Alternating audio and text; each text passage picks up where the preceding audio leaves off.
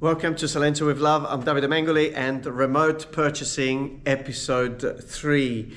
We are gradually now going to start getting into the nuts and bolts of purchasing a property in Italy, and Italy being such a beautiful country. And I think wherever you go in Italy, you're going to be extremely happy, but it's important, like we've said in episode 2, to make sure that the area that you've chosen is the right area for you, and the type of property, it's the right property for you. So now, you have now identified the area that you would like to start your search. And you have gone on the websites that we mentioned in episode 2. You've created your list and you've started to now narrow down your choices on this list. Now is the time to start your investigation. How do you do that? Well, you start sending emails to the agency that is representing the property. Now, when I talk about the agency, I'm talking about the realtor that has instructions on that property. So you can see at the bottom of the page of the ad on Idealista, Immobiliare, or some of the other sites, you can have a contact page. So you will go onto the property that you have selected and you will have contact or ask questions to the seller. You start asking your questions. You may want to know some details that are important to you based on the photographs that you have seen and based on the areas that you have investigated by using Google Maps. You may have some specific question that you want to ask the realtor. And so you write your list of questions. You may need some additional photographs. You may need to know what is the yearly taxations on that property. You may want to know what is the actual property tax that needs to be paid at the purchasing point of that property, so you can do your calculations. These are all informations which are very legit to ask, and you should get an answer. You may want a floor plan of the property. Sometimes a lot of these agencies don't publish a floor plan, so you do see the photographs, but you don't have an idea really of how the floor plan is distributed. So you may ask a question to see a planimetria catastale. So you can write and ask the realtor if they could please send you the planimetria catastale. Sometimes some realtors are very stingy in giving you info, but these are public records. They should just give it to you if you ask for it, because on the basis of those informations, you can start creating some ideas if you would like to investigate further.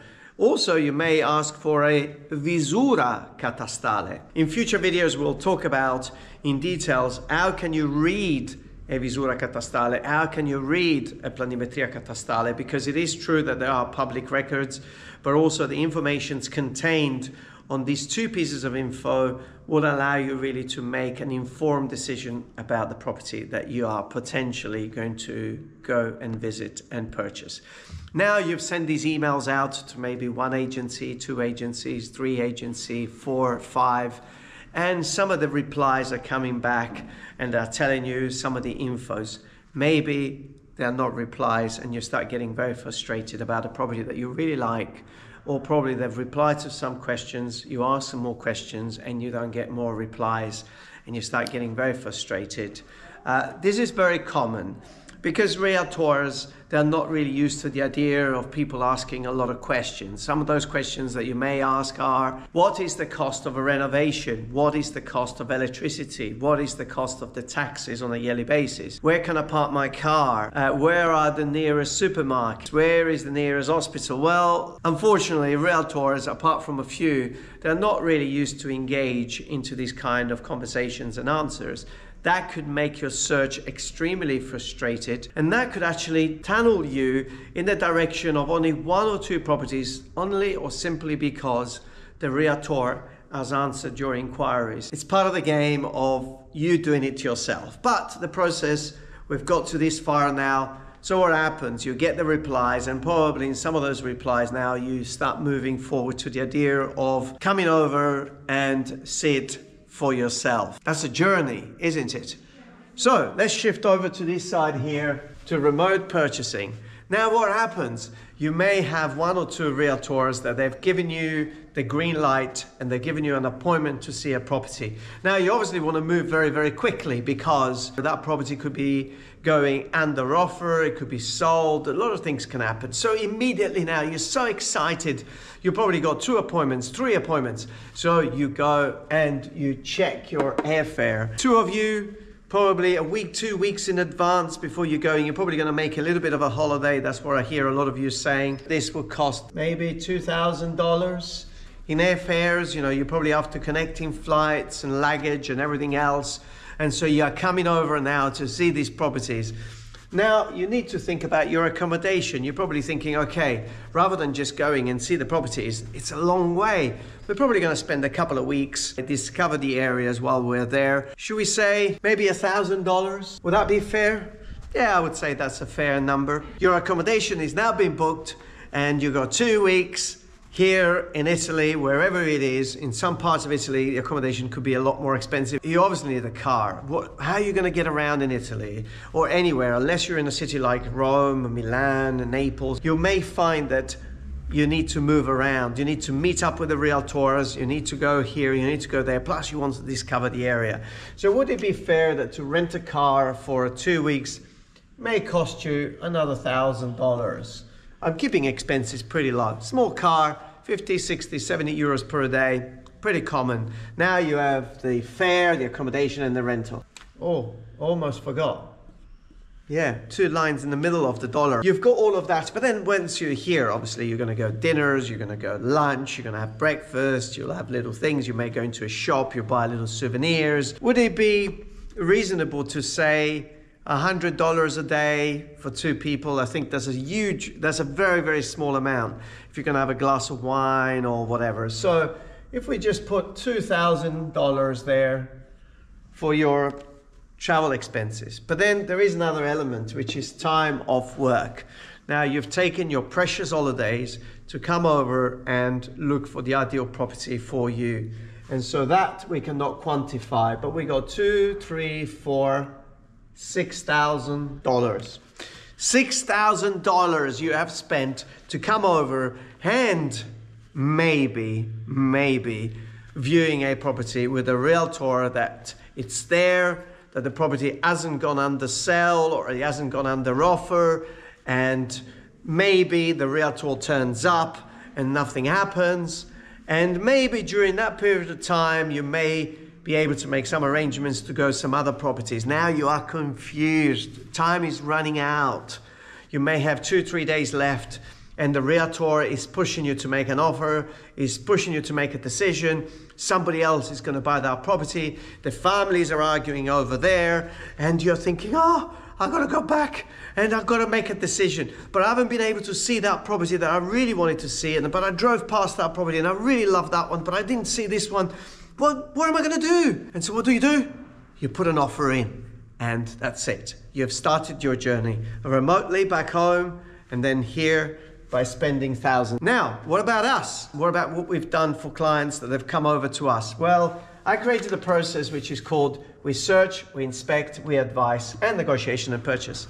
What do I do? Well, we've mentioned it in previous videos. We do a Zoom call, which is a consultation. I like to meet you. I like to see exactly and to hear exactly what you're after.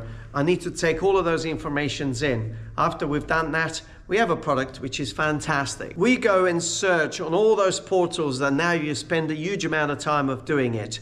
We put a list of properties that are in line with what you're looking for, identifying the areas, the pocket, the street, the neighborhood.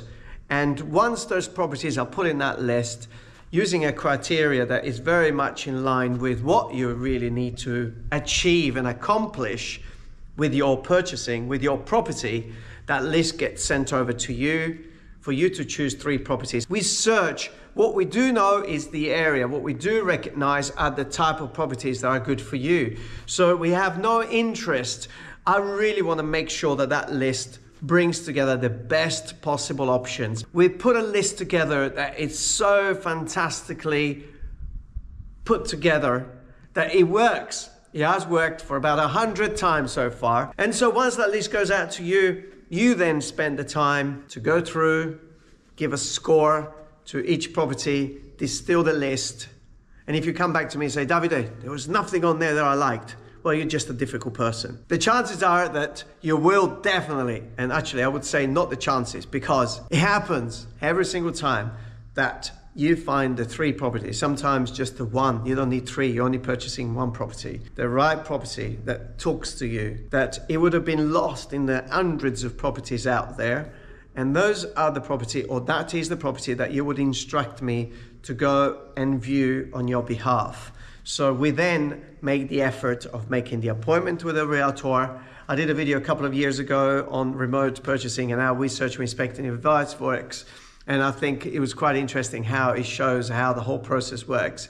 And so I go and view that property on your behalf. I go and do the videos. I check the neighborhood. I ask the questions. I do everything I've got to do to supply you with the relevant informations that go beyond what you could potentially do if you were doing it yourself. You can then make a decision. So we come to the end of episode 3 of remote purchasing. Well, the great difference is that remote purchasing for you starts remotely and then finishes locally.